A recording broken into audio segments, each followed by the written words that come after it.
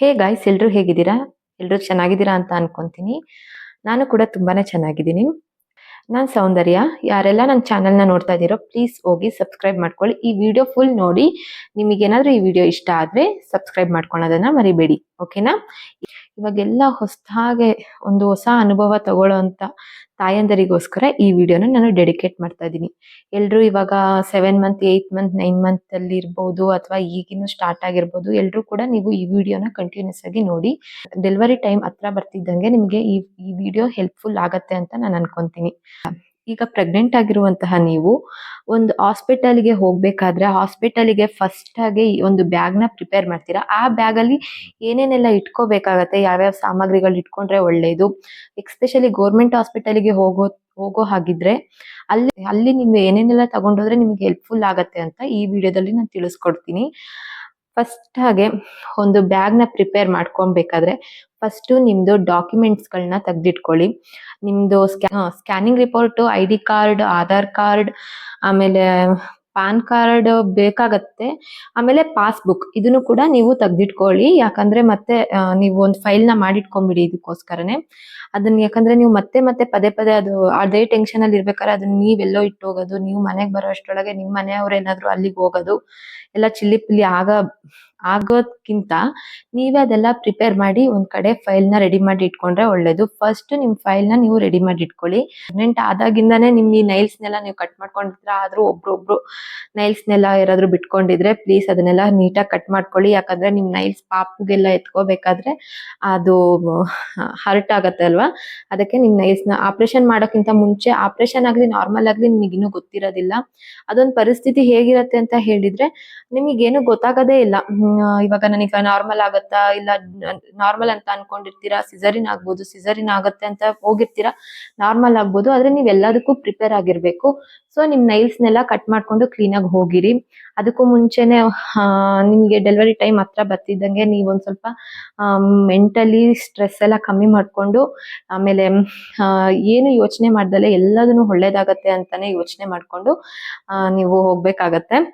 ಅದಾದ್ಮೇಲೆ ಒಂದು ಬ್ಯಾಗ್ ನ ಪ್ರಿಪೇರ್ ಮಾಡ್ತೀರಾ ಅಂತ ಹೇಳಿದ್ರೆ ಆ ಬ್ಯಾಗು ಸ್ವಲ್ಪ ದೊಡ್ಡದಾಗಿ ಇರ್ಲಿ. ಆ ಬ್ಯಾಗ್ ಅಲ್ಲಿ ಫಸ್ಟ್ ನೀವು ನೈಟೀಸ್ ನ ಒಂದು 2-3 ನೈಟಿಗಳನ್ನ ಇಟ್ಕೊಳ್ಳಿ. ಇವಾಗೆಲ್ಲ ನೈಟಿಗಳು ಆ ಕಡೆ ಜಿಪ್ ಇರೋದಂತದ್ದು ನೈಟಿಗಳು ಬರುತ್ತೆ. ಅಂತ ತಗೊಂಡ್ರು ಒಳ್ಳೇದು. ನಿಮಗೆ ಏನಾದ್ರೂ ಕಂಫರ್ಟಬಲ್ ಆಗಿರಲ್ಲ ಅಂತ ಹೇಳಿದ್ರೆ ಸಿಂಗಲ್ ಜಿಪ್ ಇರುವಂತಹ ನೈಟಿಗಳನ್ನ ನೀವು ಯೂಸ್ ಮಾಡ್ಕೊಬಹುದು.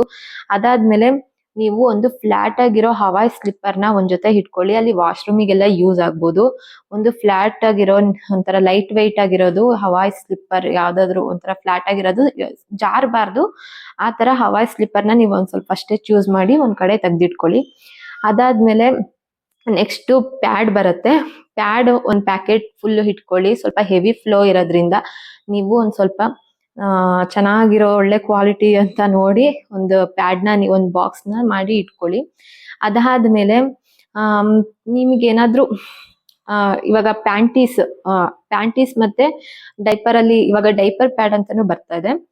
ಸೊ ನೀವು ಪ್ಯಾಂಟೀಸ್ ಇಲ್ಲ ಬೇಡ ಅಂತ ಹೇಳಿದ್ರೆ ಡೈಪರ್ ಪ್ಯಾಡ್ ನ ಯೂಸ್ ಮಾಡ್ಕೊಬಹುದು. ಆಮೇಲೆ ಬ್ರಾ ಅಂತ ಚೂಸ್ ಮಾಡೋದಾದ್ರೆ ಲೈಟ್ ಆಗಿರೋ ಪ್ಯಾಡೆಡ್ ಬ್ರಾನ ಚೂಸ್ ಮಾಡಿ. ಅದು ಪ್ಯಾಡೆಡ್ ಬ್ರಾ ಒಂದು ಗ್ರಿಪ್ ಕೊಡತ್ತೆ ನಿಮಗೆ. ಸೊ ಅದನ್ನ ನೀವು ಚೂಸ್ ಮಾಡಿ. ಯಾವ್ದೇ ವೈರ್ ಇರ್ತಲೇ ಇರೋಂತಹ ಕಂಫರ್ಟ್ ಆಗಿರ್ಬೇಕು, ಲೈಟ್ ಪ್ಯಾಡೆಡ್ ಇರುವಂತಹ ಬ್ರಾನ ನೀವು ಸೆಲೆಕ್ಟ್ ಮಾಡಿ ಒಂದ್ 2-3ನ ಪ್ಯಾಕ್ ಮಾಡಿ ಇಟ್ಕೊಳ್ಳಿ. ಅಕಸ್ಮಾತ್ ಸಿಸೇರಿಯನ್ ಆದ್ರೆ ಒಂದ್ 5 ಡೇಸ್ ನೀವು ಹಾಸ್ಪಿಟಲ್ ಅಲ್ಲೇ ಇರ್ಬೇಕಾಗುತ್ತೆ. ಮೇ ಬಿ ನಿಮ್ದು ಹೆಲ್ತ್ ನೋಡಿ ಡಾಕ್ಟರ್ ನಿಮ್ಗೆ ಸಜೆಸ್ಟ್ ಮಾಡ್ತಾರೆ ನೀವ್ ಎಷ್ಟ್ ದಿನ ಆದ್ಮೇಲೆ ನೀವು ಹೋಗ್ಬೋದು ಅಂತ ಹೇಳ್ಬಿಟ್ಟು. ಸೊ ನೀವು ಒಂದು ಪ್ಯಾಡೆಡ್ ಬ್ರಾ ತರದ್ದು ಒಂದು 4-5 ಸೆಟ್ ನ ನೀವು ತೆಗ್ದಿಟ್ಕೊಳ್ಳಿ.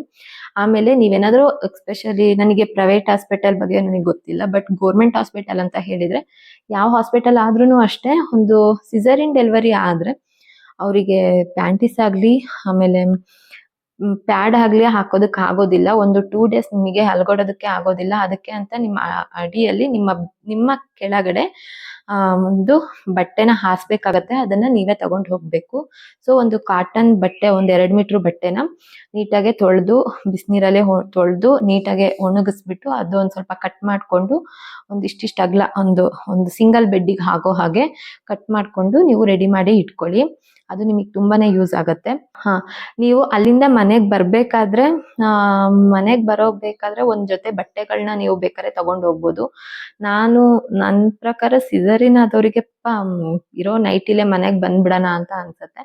ಆದ್ರೂ ಏನಾದ್ರೂ ಆಗ್ಲಿ ನೀವು ಒಂದ್ ಜೊತೆ ಒಳ್ಳೆ ಬಟ್ಟೆನ ಮನೆಗೆ ಹೋಮ್ ವೆಲ್ಕಮ್ಗೋಸ್ಕರ ನೀವು ತೆಗ್ದಿಟ್ಕೊಳ್ಳಿ. ಒಂದು ಮಿನಿ ಬ್ಯಾಗ್ ತರ ಮಾಡ್ಕೊಂಡು ಅದ್ರಲ್ಲಿ ನಿಮ್ ಮೇಕಪ್ ಸೆಟ್ ಗಳನ್ನೆಲ್ಲ ಒಂದ್ ಇಟ್ಕೊಳ್ಳಿ. ಲಿಪ್ಟಿಕ್ ಅಷ್ಟೇ ತುಂಬಾ ಡಾರ್ಕ್ ಆಗಿರೋದೆಲ್ಲ ತಗೋಬೇಡಿ, ಅದನ್ನ ವೇರ್ ಮಾಡೋದಕ್ಕೆ ಆಗೋದಿಲ್ಲ. ಏನು ಲಿಪ್ಟಿಕ್ ಆಗ್ಲಿ ಏನೂ ವೇರ್ ಮಾಡಕ್ಕಾಗಲ್ಲ. ಅಕಸ್ಮಾತ್ ನೀವು ವೇರ್ ಮಾಡೋದಕ್ಕೆ ಕಂಫರ್ಟಬಲ್ ಆಗಿದ್ರೆ ಒಂದು ಲೈಟ್ ನ್ಯೂಡ್ ಲಿಪ್ಟಿಕ್ ನ ನೀವು ತೆಗ್ದಿಟ್ಕೊಳ್ಳಿ. ಒಂದು ಫೌಂಡೇಶನ್ ಎಲ್ಲ ಯೂಸ್ ಮಾಡೋದಕ್ಕೆ ಆಗೋದಿಲ್ಲ, ಆದ್ರೂನು ಕೂಡ ನಿಮ್ ಖುಷಿಗೋಸ್ಕರ ಬೇಕಿದ್ರೆ ಇಟ್ಕೊಳ್ಳಿ.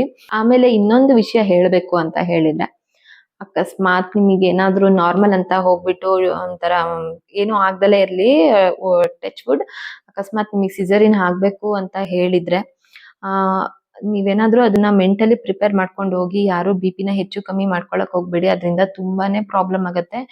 ಏನೋ ಒಂದು ನನ್ ಮಗು ಇವಾಗ ನನ್ ಭೂಮಿ ಮೇಲೆ ಬರ್ತಾ ಇದೆ ಅನ್ನೋ ಫೀಲಿಂಗ್ ಇರ್ತೀಯಲ್ಲ, ಆ ಫೀಲಿಂಗ್ ತುಂಬಾ ಚೆನ್ನಾಗಿರುತ್ತೆ. ಅದು ಅವಾಗ ನಿಮಗೆ ಬರೀ ನಿಮ್ ಬಗ್ಗೆ ಏನು ಯೋಚನೆ ಆಗಲ್ಲ, ಮಗು ಬಗ್ಗೆ ಯೋಚನೆ ಹೋಗತ್ತೆ, ಅದ್ ನಿಜ.